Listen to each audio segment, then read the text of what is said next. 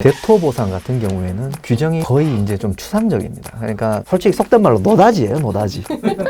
잘 모르는 사람들이 많거든요. 안녕하세요. 지코노미TV입니다. 오늘은 저희가 요즘 가장 핫한 주제이죠. LH 직원들의 신도시 토지 투기 의혹에 대해서 한번 얘기를 나눠보고자 부동산 전문 로펌인 센트로의 변호사 두 분을 모셨습니다. 안녕하세요. 네, 안녕하세요. 이렇게 많이들 적발이 됐는데 이분들이 법적으로 처벌을 받을 수 있나요? 예. 지금 제가 보기에는 이제 직접 적용할 수 있는 그 규정에 대해서는 한번 말씀을 드리자면 한국토지주택공사법 제22조에는 비밀 누설 금지 조항이 있습니다. 이 법을 위반할 경우에는 2년 이하의 징역에 처할 수 있습니다. 그리고 미공개 정보 이용 금지. 대표적으로 지금 일반에게 알려지지 않은 업무와 관련된 정보를 이용해서 자기 또는 제3자로 하여금 이 공사가 제공하는 토지 또는 주택을 제공받게 될 경우에 처벌하는 조항이 있습니다. 이 조항 같은 경우는 5년 이하의 징역에 처해질 수 있습니다. 그 이외에도 대표적으로 부패방지법이 있죠. 부패방지법의 경우에는 업무 처리 중 알게 된 비밀을 이용해서 재물 또는 재산상 이익을 취득할 경우 또는 제3자로 하여금 취득하게 할 경우에 처벌을 하게 되어 있고요. 7년 이하의 징역에 처해질 수 있습니다. 그리고 필요적인 몰수 규정도 규정하고 있습니다. 그 이외에도 공공주택특별법의 경우에는 업무 처리 중 이제 알게 된 정보를 누설하거나 또는 타인에게 알려줄 경우에 5년 이하의 징역에 처해질 수 있는 그런 규정들이 있습니다. 그리고 대표적으로 또 토지보상법에도 거짓 또는 부정한 방법으로 보상금을 취득할 경우에 또 처벌하는 규정이 되어 있습니다. 법은 많네요.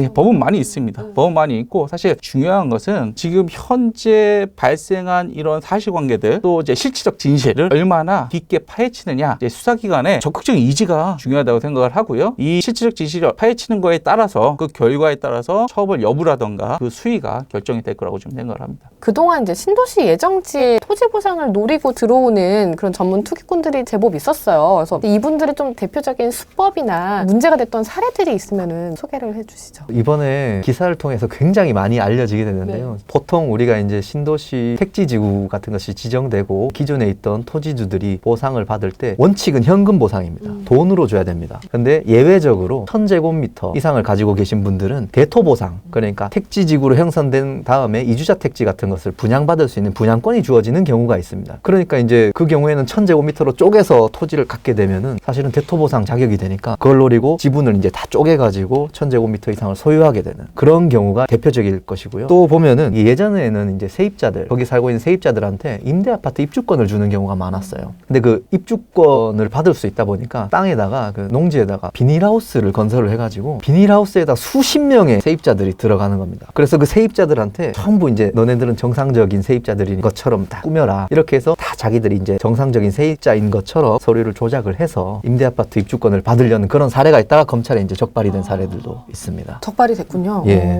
사실 이제 허가받지 않은 비닐하우스 이런 것들에 대해서는 입주권이 나오기 힘들죠. 근데 이게 사실 신도시만의 문제가 아니라 이제 재개발 구역에서도 일명 뚜껑이라고 해서 무허가 건물에 살고 있는 세입자분들도 이런 입주권을 가질 수가 있잖아요. 네, 그렇습니다. 이게 이제 대토보상 같은 경우에는 규정이 거의 이제 좀 추상적입니다. 그러니까 보상이 대상이 되는 규모와 땅 이런 것들을 사업 시행자가 결정을 하게 되는 반면에 재개발 재건축, 특히 서울에서 이루어지는 재개발 재건축은 입주권을 받을 수 있는 요건이 아주 촘촘하게 규정이 되어 있습니다. 실제로 입주권을 받을 수 있는 요건과 한계 같은 것들이 굉장히 명확하게 규정이 되어 있는 경우가 많습니다. 왜냐하면 이런 사례들이 너무 많았기 때문에. 그런데 대토보상 같은 경우에는 사실 솔직히 속된 말로 노다지예요, 노다지.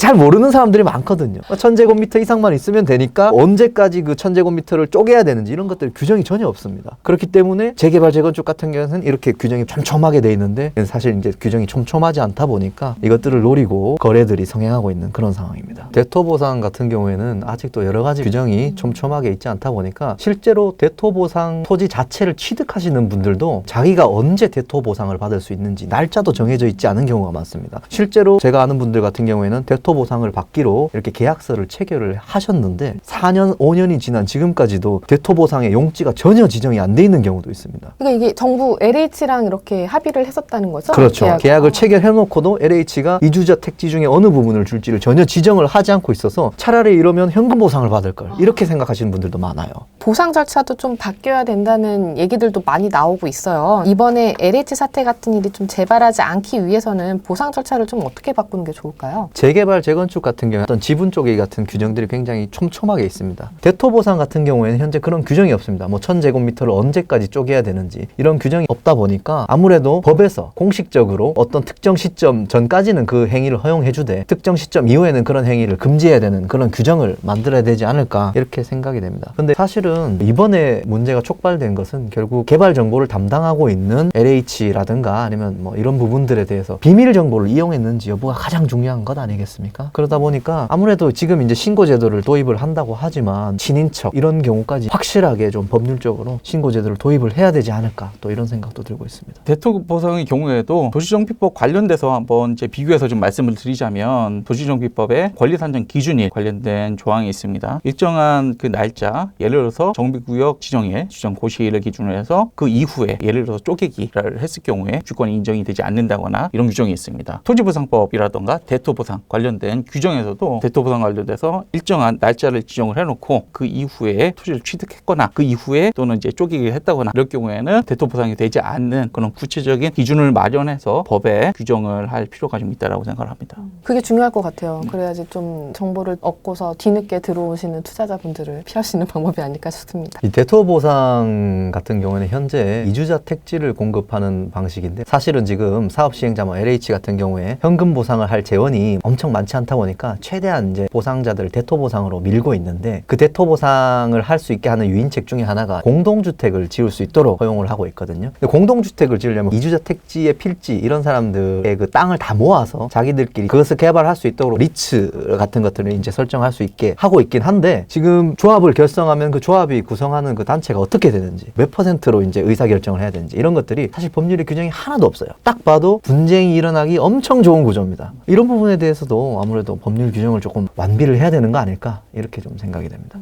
신도시가 사실 이번에 만들어지는 게 3기 신도시잖아요. 1기도 있었고 2기도 있었고 그리고 신도시가 매번 이렇게 진행이 될 때마다 보상 절차가 논란이 많이 됐어요. 근데 그럼에도 불구하고 보상 절차가 바뀌지 않는 이유가 뭘까요? 이것은 법 제도의 문제라고 볼 수 있습니다. 일단은 법령이 이런 문제점들을 규제하는 법령이 사실 좀 미비하다고 생각을 합니다. 특히 이번에 또 문제가 되고 있는 것은 LH 직원뿐만 아니라 제3자, 친인척분들의 부동산 거래 이런 부분들도 좀 문제가 되는데요. 사실 그런 부분까지 세밀하게 조사하는 게 물리적으로 좀 어려운 부분도 있고요. 그리고 그것을 조사할 수 있는 법 제도가 지금 많이 마련이 되어 있지 않습니다. 또 문제가 사실은 처벌 규정이 미약하다. 솜방망이 처벌 아니냐 이런 비판이 많죠. 아까 말씀드렸던 한국토지주택공사법이라던가 부패방지법 그다음에 공공주택특별법에서 최고 형량이 7년 이하의 징역, 7천만 원 이하의 벌금 이렇게 됩니다. 사실 그 사람들이 취득한 이익은 수십억, 수백억 이렇게 될 수 있는데 실제 형량에서는 7년 이하, 7천만 원 이하 벌금 이것도 이제 법정형입니다. 실제로 선고형으로 갈 경우에는 이것보다 상당히 낮아집니다. 그러니까 솜방망이 처벌이라는 비판을 받을 수밖에 없는 상황이에요. 그래서 이제 최대 7년 7천만 원 이하의 벌금 그렇게 되는 거예요. 그분들 입장에서는 7천만 원 내고 말지 나는 수십억 벌었는데 그렇게 될 수도 있는 거죠. 예, 그게 사실은 도덕적 불감증이